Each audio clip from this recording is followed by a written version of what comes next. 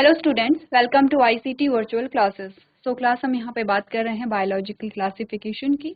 तो बिना time waste किए सीधा हम अपना टॉपिक यहाँ पे स्टार्ट करेंगे। उससे पहले जो प्रीवियस टॉपिक हमने देखे हैं वो हमने यहाँ पे क्लासिफिकेशन सिस्टम देखा, जिसमें 2 किंगडम क्लासिफिकेशन कैरोलस लिनियस ने प्लांट्स एंड एनिमल्स में दिया था। इससे पहले जो अरस्तु थे उन्होंने भी यहाँ पे जो 2 ग्रुप में डिवाइड किया था ऑर्गेनिज्म को, प्लांट और एनिमल में। प्लांट्स को उन्होंने हर्ब, श्रब, ट्री में यहाँ पे डिवाइड किया था। एनिमल्स को उन्होंने यहाँ पे रेड ब्लड और जिनका रेड ब्लड है और जिनका रेड ब्लड नहीं है उसके बेसिस पे उन्होंने डिवाइड किया था। देन हमने कहा कि सबसे पहले जो कैरोलस लिनियस है उन्होंने 2 किंगडम क्लासिफिकेशन दिया, प्लांटी एंड एनिमलिया इन्होंने यहाँ पे दिया।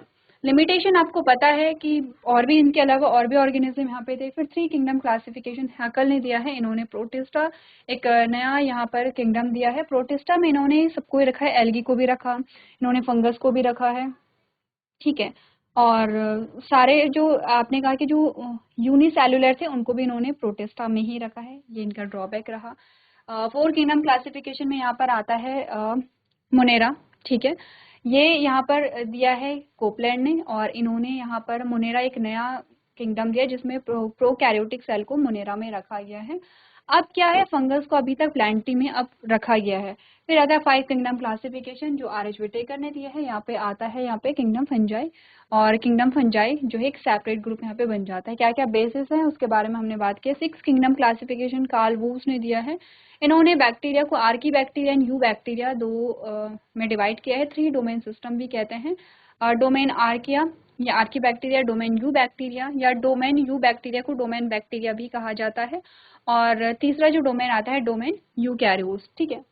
नेक्स्ट ये क्या कौन कौन से बेसिस है क्लासिफिकेशन की वो हमने देखे हैं। हम बात कर रहे हैं यहाँ पर मोनेरा के बारे में। किंगडम मोनेरा को हमने स्टार्ट किया है। आपने कहा किंगडम मोनेरा में जो यहाँ पर सदस्य रहते हैं किंगडम मोनेरा के वो हैं बैक्टीरिया। बैक्टीरिया को हम यहाँ पे पढ़ते हैं जो कि एक प्रोकैरियोटिक सेल है, इसमें न्यूक्लियस प्रेजेंट नहीं होता है। अगर इनके शेप के अकॉर्डिंग देखें, आपके बुक में दी गई है शेप कोकाई, जो क्या होते हैं यहाँ पे राउंड रहते हैं, ठीक है। कोकस या कोकाई जो होते हैं रॉड शेप के होते हैं। बैसिलस, लैक्टोबैसिलस, याद है लैक्टोबैसिलस पढ़ता है। कॉमा शेप जो होते हैं विब्रियो, ठीक है। स्पाइरल होते हैं जैसे कि स्पाइरला। तो आपने देखा होगा बहुत सारे ऐसे नाम होंगे जिनको आप उनके नाम से आपको शेप पता चल जाएगी। तो शेप हमने बना रखी है। कोकाई कुछ राउंड शेप होता है, रॉड शेप जैसे रॉड शेप ये है, कॉमा शेप है, स्पाइरल यानी कि स्पाइरल शेप जो है। चलो अब आगे की जो बात है वो हम बाद में बात करेंगे। उससे पहले हमने डिस्कस किया था कि इसको सेल को, बैक्टीरियल सेल को हमने डिस्कस किया था। बैक्टीरियल सेल में कौन कौन से पार्ट्स हमने यहाँ पर देखे हैं अभी तक। देखो सबसे पहले बात करेंगे सेल एनवेलप के बारे में। क्या होती है, क्या होता है सेल एनवेलप।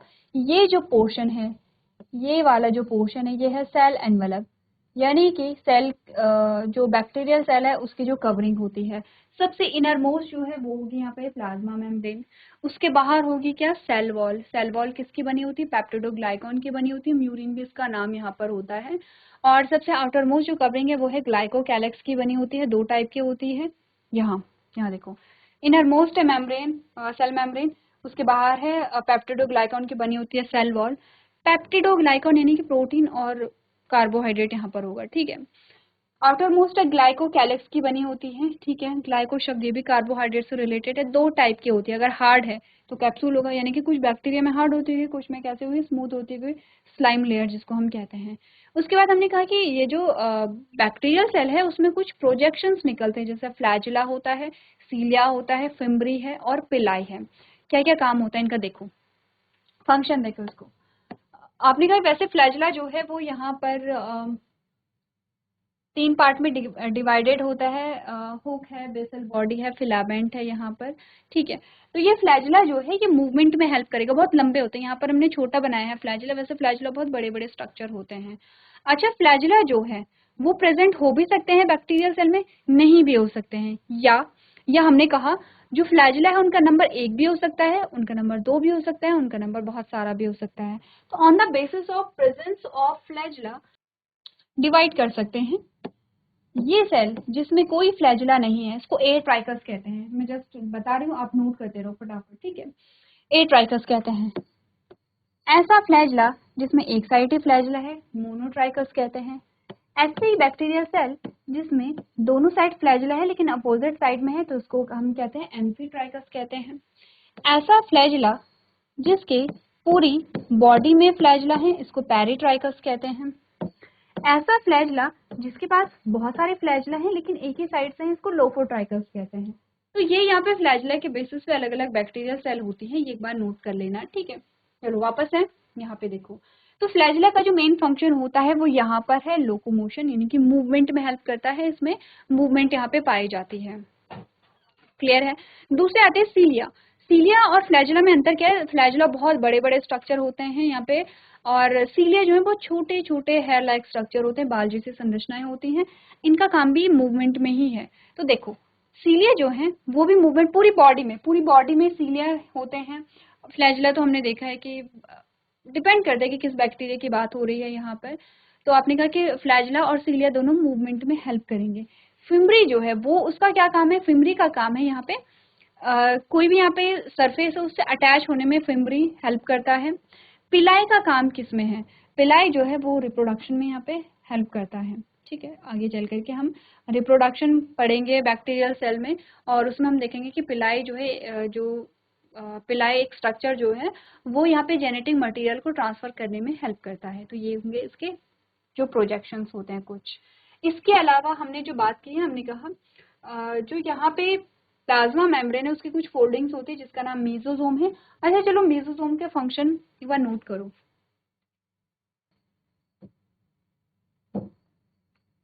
मेसोसोम के फंक्शन नोट करो। सबसे पहला फंक्शन है रेस्पिरेशन। में पूछा भी जाता है कि जो प्रोकैरियोटिक सेल में जो फंक्शन यहाँ पे मेसोसोम परफॉर्म करता है वो फंक्शन यूकैरियोटिक सेल में कौन सी ऑर्गेनेली परफॉर्म करेगी। यानी कि मेसोसोम रेस्पिरेशन कर रहा है तो यूकैरियोटिक सेल में, हमारी सेल में रेस्पिरेशन कौन करता है? माइटोकॉन्ड्रिया। आपको याद होगा रेस्पिरेशन करेगा। दूसरा ये क्या करता है यहाँ पे, ये क्या करता है यहाँ पे? रेप्लिकेशन में मदद करता है। किसके रेप्लिकेशन में? जेनेटिक मटेरियल के।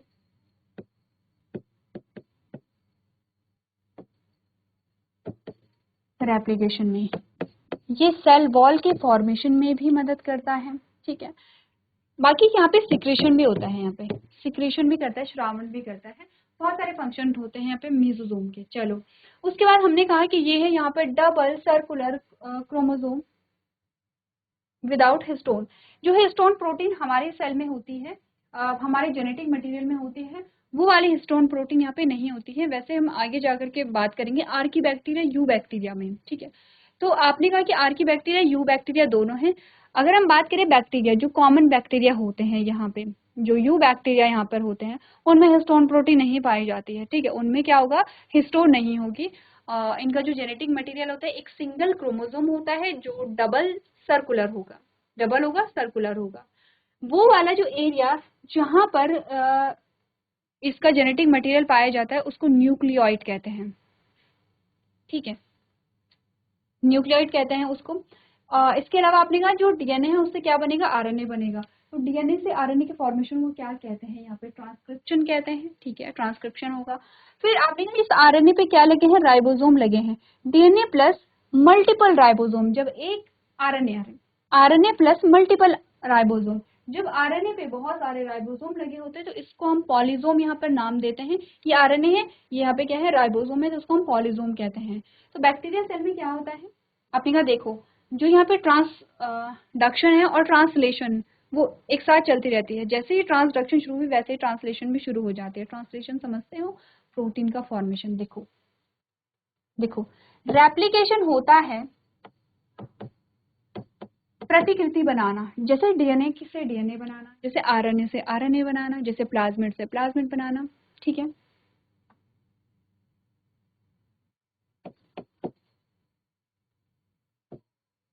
ट्रांसक्रिप्शन जो है वो होता है जब डीएनए से आरएनए बनेगा। और एक और टर्म आता है ट्रांसलेशन। ट्रांसलेशन का मतलब होता है जब आरएनए से प्रोटीन बनेगी, ठीक है। तो स्पेस कम है, ऐसे समझो कि रेप्लिकेशन, ट्रांसक्रिप्शन एंड ट्रांसलेशन तीन चीजें हमारे पास आती हैं। तो आपने कहा कि यहाँ पर डीएनए से आरएनए का बनना क्या कहलाता है, ट्रांसक्रिप्शन कहलाता है, ठीक है। अब यहाँ पर क्या होगा, ये बात हो गई है। इसके अलावा अगर हम राइबोसोम की बात करें तो राइबोसोम की दो सब यूनिट होती है। 70S का राइबोसोम होता है, अगर हम यूकैरियोटिक सेल में पढ़ेंगे तो 80S का होता है। 70S में दो यूनिट होती है, दो सब यूनिट होती है, 50S एंड 30S। इसको कैलकुलेट करके 80S होगा, लेकिन ये गलत है, 80S मत करना, ये 70S ही होता है, 50 प्लस 30S, ठीक है। इसके अलावा जो हमने बात की है, आपने कहा यहाँ पर कुछ और, यहाँ पर जो प्लाज्मा मेम्ब्रेन है, यहाँ पर ये क्या होता है, अंदर की ओर फिर से फोल्ड होता है और यहाँ पर ग्रीन पिगमेंट पाया जाता है, क्लोरोफिल जो होगा, ठीक है। कुछ बैक्टीरिया जो होते हैं फोटोसिंथेटिक होते हैं, ब्लू ग्रीन एल्गी, ठीक है, साइनोबैक्टीरिया जिनको कहते हैं, तो वो क्या करते हैं, फोटोसिंथेसिस को परफॉर्म करते हैं क्योंकि ग्रीन पिगमेंट इनमें प्रेजेंट होता है।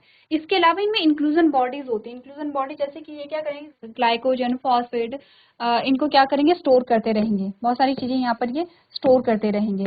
इसको इंक्लूजन बॉडी कहते हैं। इंक्लूजन बॉडी क्या होता है, स्टोर्ड मटीरियल होता है। लिख लें यहाँ पे, इंक्लूजन बॉडी। चलो, तो ऑलमोस्ट हमने जो इम्पोर्टेंट चीजें हैं वो डिस्कस कर ली है यहाँ पर बैक्टीरियल सेल के बारे में, ठीक है।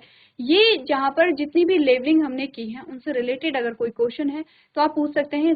अदरवाइज हम यहाँ पे बैक्टीरिया के बारे में कुछ चीजें हमें डिस्कस करनी है, जैसे कि किंगडम मोनेरा को हम डिस्कस कर रहे हैं तो हमने देखना है कि प्रोटीन जो यहाँ पर आपने कहा पोषण जो हो रहा है यहाँ पे, यानी कि न्यूट्रिशन जो हो रहा है, न्यूट्रिशन हैबिट क्या है, रिप्रोडक्शन किस प्रकार से यहाँ पर होता है, आर्की बैक्टीरिया, यू बैक्टीरिया में क्या डिफरेंसेस हैं, ये कुछ हमारे पास टॉपिक आते हैं। तो देखो एक बार स्ट्रक्चर को देखो,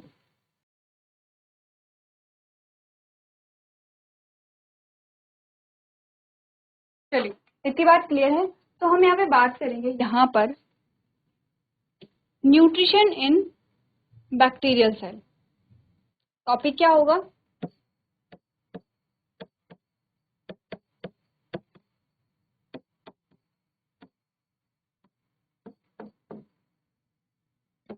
न्यूट्रिशन इन बैक्टीरिया और बैक्टीरियल सेल, ठीक है। न्यूट्रिशन जो इसमें होता है वो दो टाइप से होता है, जैसे कि हमने टेबल में भी डिस्कस किया था जब हम क्लासिफिकेशन का बेसिस देख रहे थे। हमने कहा ये ऑटोट्रॉफ भी होते हैं और ये हेटेरोट्रॉफ भी होते हैं,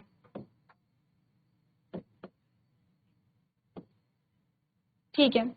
ऑटोट्रॉफ में हमने बात की कि ये कीमोसिंथेटिक भी होते हैं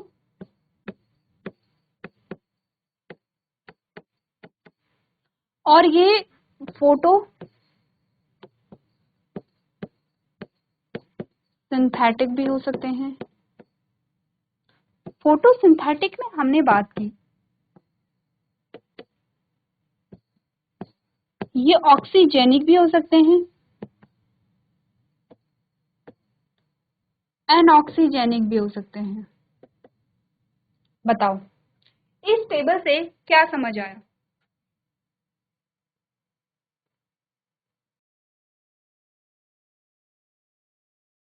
हमने कहा कि हेटेरोट्रॉफ भी अलग अलग प्रकार के होंगे, सैप्रोट्रॉफ भी होते होंगे, ये पैरासाइट भी होते होंगे, ठीक है, बहुत सारे बैक्टीरिया हैं। वैसे ये जो बैक्टीरिया आते हैं ये मोस्टली डिजीज कॉजिंग होते हैं जो हमें बीमार करते हैं। अब ये जैसे डिकम्पोजर्स जो होते हैं तो ये सैप्रोट्रॉफ भी हो सकते हैं, मृतजीवी भी हो सकते हैं। जैसे कि आपने कहा कि ये परजीवी भी हो सकते हैं। बैक्टीरिया जो है वो हमारी बॉडी के अंदर भी रहता है। अगर मैं आपसे बात करूं कि बताओ टीबी किससे होता है, ठीक है, तो बहुत सारी ऐसी चीजें हैं जो बैक्टीरिया की वजह से होती हैं, बॉडी के अंदर ये रहते हैं, ठीक है। हेटेरोटॉप के बारे में तो हमें पता है कि ये डिजीज कॉजिंग होंगे मोस्टली। अच्छा, ऐसा नहीं कि सारे ही डिजीज कॉजिंग होते होंगे।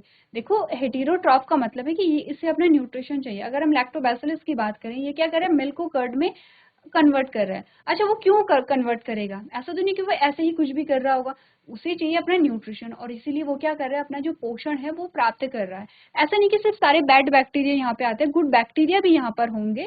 लेकिन आपने कहा कि हेटेरोट्रॉप का मतलब हम समझते हैं।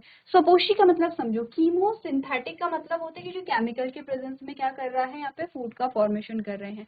एक्चुअली में हो क्या रहा है, देखो आपने कहा कि यहाँ पर है CO2, यहाँ पर है H2O और इससे बन रहा है ग्लूकोज, क्योंकि सभी को एट लास्ट क्या बनाना है, यहाँ पे ग्लूकोज बनाना है। अब ये क्या होता है, ये CO2 H2O से जो ग्लूकोज बनाना है उसके लिए कुछ ना कुछ एनर्जी सोर्स तो चाहिए, कोई ना कोई एनर्जी सोर्स तो चाहिए। आप कहेंगे क्लोरोफिल भी तो था, एनर्जी सोर्स तो ठीक है, लेकिन क्लोरोफिल भी हमने पढ़ा था। देखो क्लोरोफिल का काम क्या था, एनर्जी को एब्जॉर्ब करना ही तो उसका काम था। तो हमने कहा कि CO2 है, H2O है और एक एनर्जी सोर्स यहाँ पे चाहिए। यहाँ पर जो एनर्जी सोर्स है वो क्या यूज हो रहे हैं, केमिकल्स यूज हो रहे हैं। अब ये केमिकल्स कैसे हो रहे हैं, देखो जैसे कि आपने कहा कोई केमिकल ए बी है, इसको ब्रेक डाउन किया तो ये ए प्लस बी में कन्वर्ट हो जाता है। और जब ये क्या करते हैं, ये ब्रेक डाउन होता है, जब ये टूटते हैं, आपने केमिकल रिएक्शन पढ़ी होगी, संयोजन अभिक्रिया होती है, अपघटन अभिक्रिया होती है, ठीक है। तो आपने कहा कि जब ये टूटता है तो इसके टूटने से यहाँ पे क्या निकलती है, एनर्जी निकलती है। एनर्जी यहाँ पे क्या हो रही है, निकल रही है। इसी एनर्जी का यूज जो बैक्टीरिया है वो अपना ग्लूकोज बनाने के लिए कर रहा है। तो ये क्या करेगा, यहाँ पे ये सनलाइट को नहीं ले रहा है, बल्कि ये केमिकल्स को ब्रेक डाउन करके उसकी एनर्जी को लेता है। इसका सबसे अच्छा और सबसे बेस्ट जो एग्जांपल हम पढ़ते हैं वो है यहाँ पे nitrogen fixing bacteria. Nitrogen fixing bacteria क्या करते हैं, nitrogen fixing bacteria, nitrogen cycle हमने पढ़ी है, क्या करते हैं ये नाइट्रोजन फिक्सिंग बैक्टीरिया, ये क्या करेंगे, N2 को NH3 में कन्वर्ट करते हैं ये। तो जब ये N2 को NH3 में कन्वर्ट कर रहे होंगे तो यहाँ से क्या निकल रही होगी, एनर्जी निकल रही होगी, और इस एनर्जी का यूज किस में ये कर देते हैं, अपने लिए ग्लूकोज को बनाने के लिए। तो कीमोसिंथेटिक कह सकते हैं हम। तो नाइट्रोजन फिक्सिंग बैक्टीरिया के एग्जाम्पल देखो, वो कीमोसिंथेटिक है। अब आप फोटोसिंथेटिक में, ये क्लियर हो गया है। अब आप फोटोसिंथेटिक में, फोटोसिंथेटिक का मतलब हमें बहुत अच्छे से पता है। इसका मतलब यहाँ पर क्या होगा, यहाँ पे CO2 था, यहाँ पे H2O था, और यहाँ पे ग्लूकोज बनाने के लिए जो एनर्जी हमने यूज की है वो क्या है, यहाँ पे सनलाइट है। ठीक है, ये क्लियर है। अब ये भी दो टाइप के होते हैं, ठीक है, ये भी दो टाइप के होंगे। एक होगा ऑक्सीजेनिक होंगे और एक होगा एनऑक्सीजेनिक। कुछ ऐसे होते हैं कि जो यहाँ पे ऑक्सीजन रिलीज करते हैं, ठीक है, जब फोटोसिंथेसिस होती है। और कुछ ऐसे होते हैं जो एनऑक्सीजेनिक होते हैं, जैसे कि जब हम इवोल्यूशन पढ़ेंगे, इवोल्यूशन में हम कहेंगे कि पहली जो सेल थी वो फोटोसिंथेटिक थी, लेकिन कैसी थी, एनऑक्सीजेनिक थी। क्योंकि ये यहाँ पर क्या कर रही थी, H2O के जगह ये H2S को यहाँ पे क्या कर रही थी, यूज कर रही थी। H प्लस आइन को तो यूज किया जा रहा था और सल्फर जो है वो रिलीज हो जा रहा था। देखो H2O अगर ये यूज करते हैं, H2O जो कि आज की डेट में प्लांट्स करते हैं या बैक्टीरिया कर रहे हैं, तो ये क्या करते हैं, H प्लस आयन को यूज कर देते हैं, ऑक्सीजन को रिलीज कर देते हैं। ऐसी तो होता है, H2O को तोड़ोगे तो H प्लस एन O2 में तो यहाँ पे ये डिवाइड होगा। जब H2S को तोड़ोगे तो ये हाइड्रोजन इन सल्फर में यहाँ पे कन्वर्ट ब्रेक डाउन होगा, टूटेगा। तो H प्लस आयन का यूज तो ये कर लेगा, लेकिन जो सल्फर है उसको रिलीज कर देता है, तो ये ऑक्सीजन रिलीज नहीं करते हैं। ऐसे बैक्टीरिया जो H2O यूज कर रहे हैं तो वो क्या करेंगे, यहाँ पर क्या रिलीज करेंगे, ऑक्सीजन को रिलीज करेंगे। तो क्या होंगे, ये ऑक्सीजेनिक होंगे, ये क्या होंगे, एनऑक्सीजेनिक होंगे। ठीक है, अब फोटोसिंथेटिक के एग्जाम्पल हमें बताओ। इसके एग्जाम्पल है नोस्टॉक, एनाबीना। अच्छा, ये क्या होते हैं, इनमें बहुत वैरायटी देखने को मिलती है नोस्टॉक एनाबीना में। जैसे कि देखो ये फिलामेंटस होते हैं, ठीक है, फिलामेंटस का मतलब मैं यहाँ पे बना दूं, ऐसे होते हैं, देखो ये ऐसे, ये। अब ठीक है, ये क्या कर रहे हैं, इनके अदर जो सेल है वो तो क्या कर रहे हैं, यहाँ पे फोटोसिंथेटिक है ये, ठीक है, फोटोसिंथेटिक है हमने माना। एक स्पेशल सेल होती है इनमें, उसका नाम होता है हेटेरोसिस्ट।